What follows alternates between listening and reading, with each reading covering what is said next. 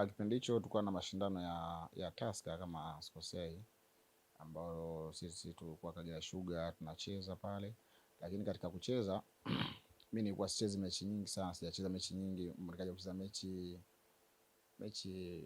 tatu ndio nikacheza mimi, kwa sababu nilicheza robo finali, nikacheza na nusu na finali.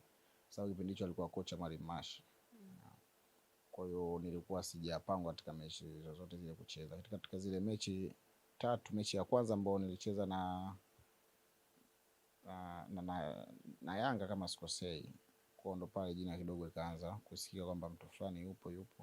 Kwa na mechi ya Simba alivyocheza basi nikaonekana kwamba ni mchezaji mzuri. Maamuzi yaliokuwepo kwamba Yanga ndo waliwahi kwa sababu walifuata process zote. Simba pia walikuwa wanakuja lakini hawakunifikia mimi, walikuwa wanapita kwa watu wengine, kwa sababu na kikubwa ilikuwa kwamba ni kuweza kutoka kuingia katika timu kubwa. Lakini Yanga walikuwa wa kwanza na nikaona ofa yao ni nzuri, kwa sababu kuna mtu pia alikuwa wao wamemshirikisha na yeye mtu ndo aliwahi kufika kwangu. Kwa hiyo tukawa tumeweza kukaa nao mezani na kumalizana nao.